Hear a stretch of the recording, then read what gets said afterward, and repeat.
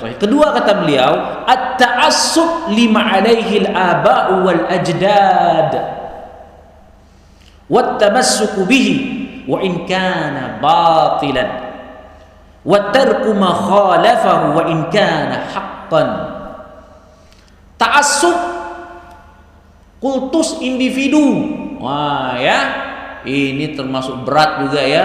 Kultus individu kepada nenek moyang dan berpegang teguh dengan nenek moyang, padahal meskipun itu batil,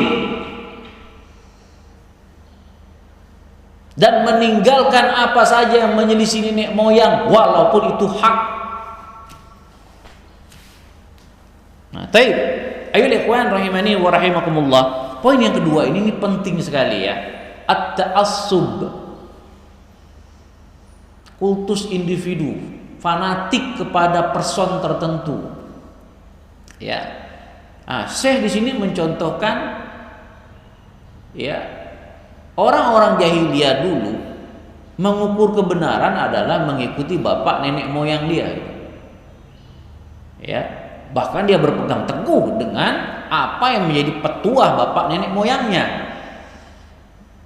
Ya, walaupun itu batil, tetap dipegangnya. Kemudian apa saja al-haq yang menyelisih bapak nenek moyangnya, padahal itu al-haq, tidak akan diterimanya. Ini nama ta'assub. Ini adalah bentuk ta'assub. Kalau dia menjadikan standar kebenaran adalah ustadznya, kalau dia menjadikan standar kebenaran adalah syekhnya, kalau dia menjadikan standar kebenaran kelompok pengajiannya. Yang menjadi standar kebenaran adalah dalil. Cukup sampai dalil? Enggak. Yang dijelaskan oleh para ulama, apa maksud dalil tersebut?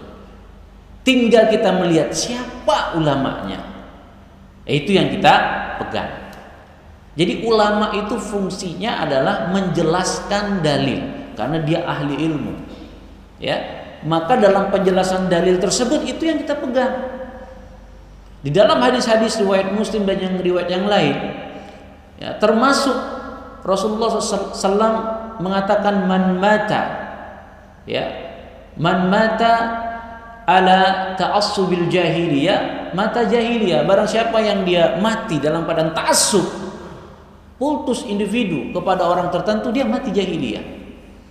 Ya, kultus individu ini termasuk akhlak karakter jahiliyah. Kalau mau tahu dalam bab jahiliyah, Syekh Muhammad bin Abdul Wahab rahimahullah ta'ala punya kitab khusus namanya Masailul Jahiliyah, perkara-perkara jahiliyah, 160 sekian perkara jahiliyah.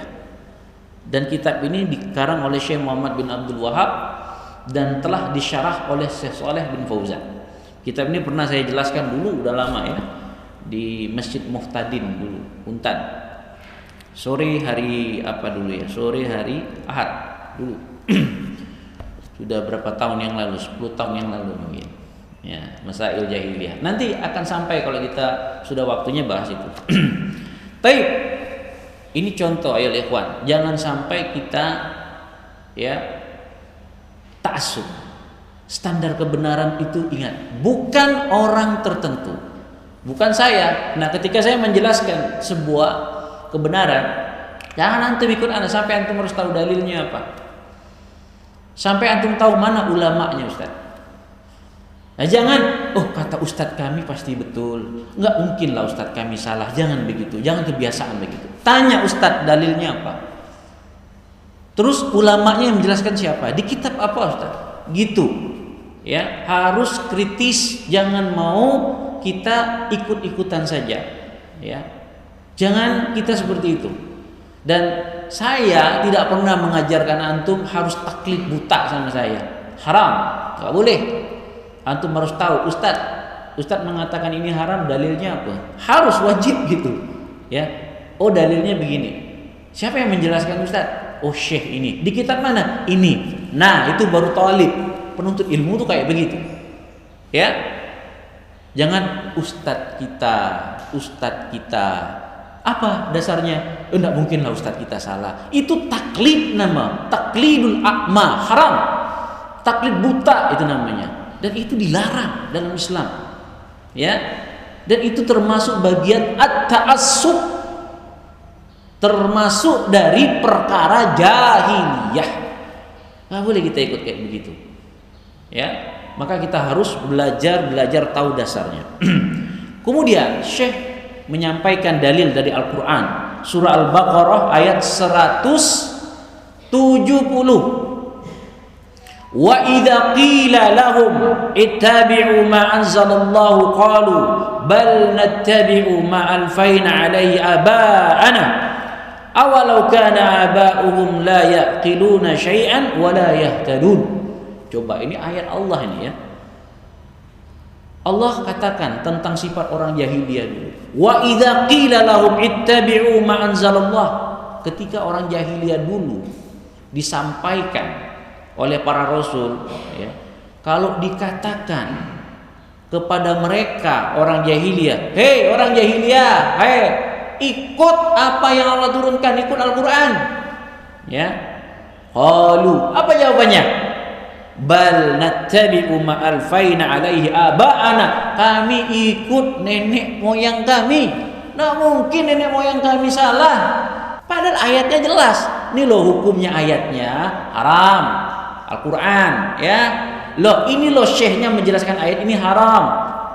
Ya. Terus kami tidak mau ikut. Kami ikut syekh kami. Kami ikut ya bapak nenek moyang kami. Kami ikut guru kami. Padahal dia tidak tahu. Ya, tidak tahu penjelasannya apa. Ya. Nah, ini gambaran orang-orang jahiliyah. Ya. Awalau kana aba'ahum la yaqiluna syai'an wa la yahtadun. Kalau seandainya nenek moyang kalian itu ya tidak paham, tidak punya petunjuk, apakah tetap ikut? Tetap, mereka tetap ikut. Inilah salah satu perangai jahiliyah. Ingat Allah Subhanahu wa taala berfirman, laisa taqfu laisa laka bihi ilm inna sam'a wal basar wal fuad kullu ulaika anhu kana mas'ula. Apa kata Allah? Laisa taqfu laisa laka bihi ilm. Kalian jangan mengikut sesuatu pun yang kalian tidak tahu ilmunya. Ya. Inna sam'a kata Allah, sesungguhnya pendengaran, wal basar penglihatan, wal fuad hati, semuanya akan diminta pertanggungjawaban oleh Allah Subhanahu wa taala. Sehingga kalau kita baca ayat ini, kita itu jaga lisan kita. Kita itu jaga pandangan kita. Kita itu jaga hati kita.